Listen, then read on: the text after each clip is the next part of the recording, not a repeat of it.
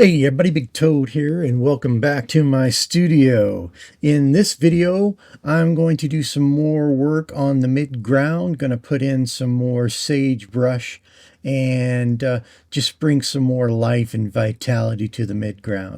I will also be bringing some more color to the base of the mountains to kind of help with that transition from the foothills into the mountains a little bit.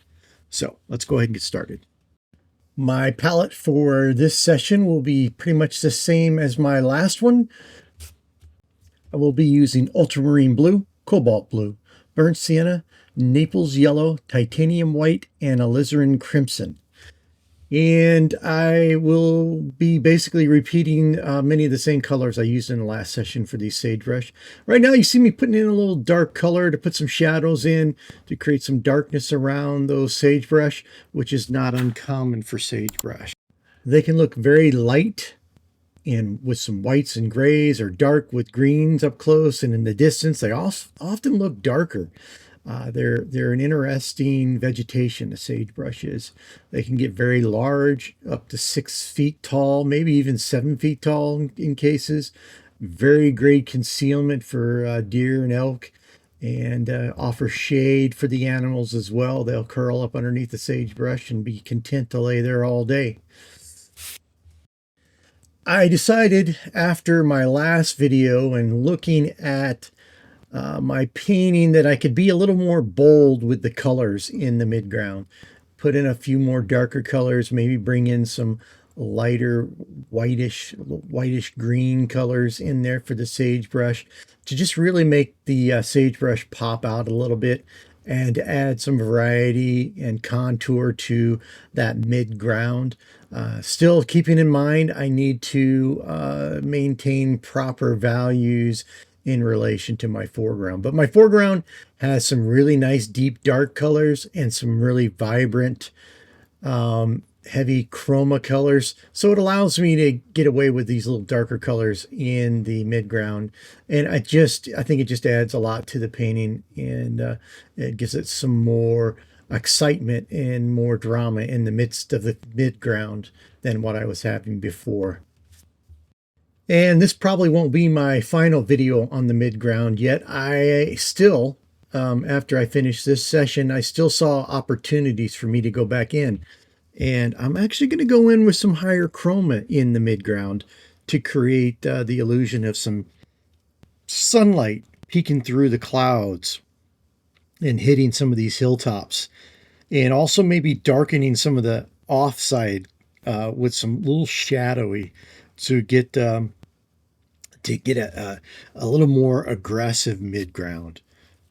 And because next coming after this, I promised it before, but this one I surely promised, my next video after this will be redoing the sky, which will begin to pull everything together and establish even more reason why these darks I'm using are going to fit in quite well. And it's not that I don't like the sky. I did. I like the way the sky turned out. It turned out exactly how I wanted it. I've got some really nice soft blues in there with some really toned down Naples yellow to kind of give that hazy look to the sky. And it really turned out exactly how I wanted it.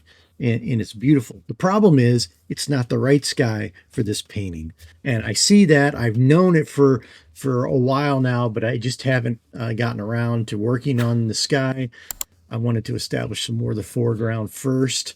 So, yeah, I've got it. I think when you see the sky, how I have it done and doing it in the next video, I think you'll agree that it really makes the painting pop. So we'll get to that next round. Now I'm adding some more, again, sagebrush, some lighter sagebrush out across these hills, throwing in some more little dark. I'm using, again, a little, not quite as dark as darks, and a little subtle lights to put in there.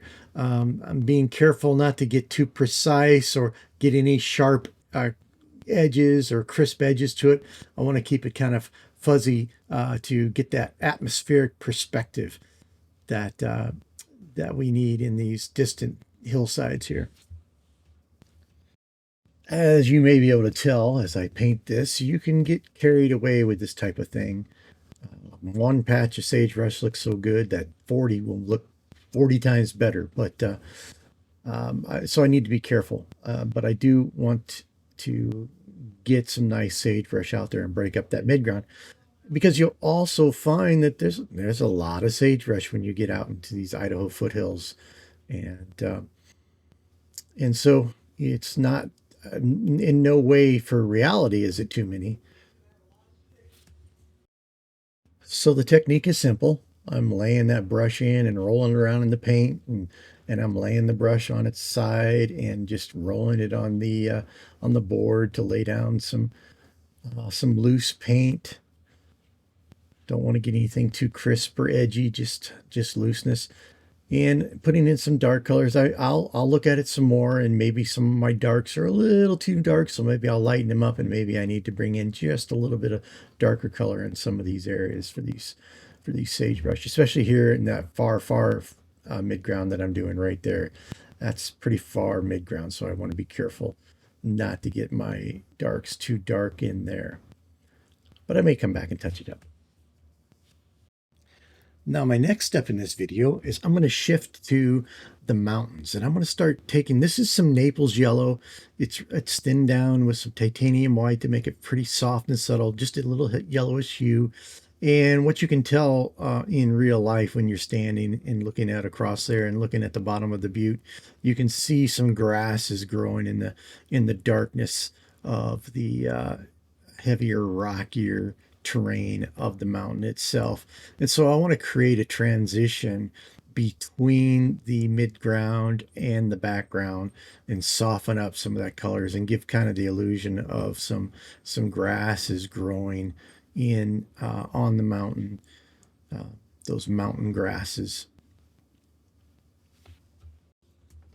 And I'm not just randomly putting this grass in there.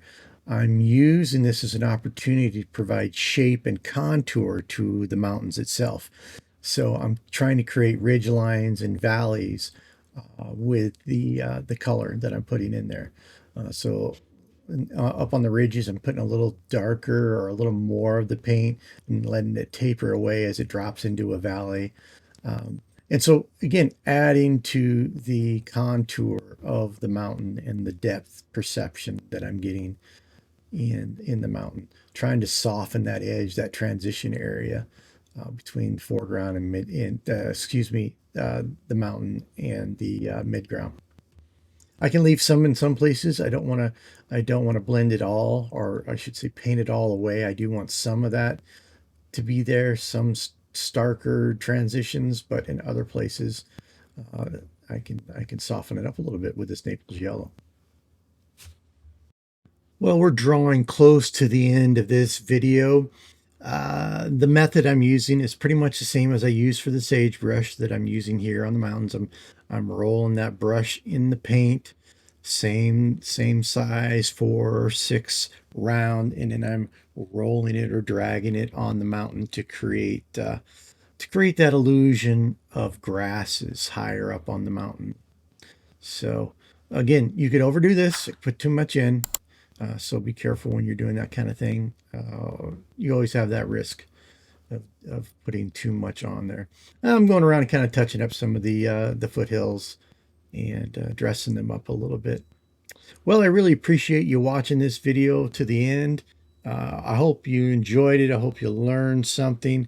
And until next time, this is the Big Toad, and I am out.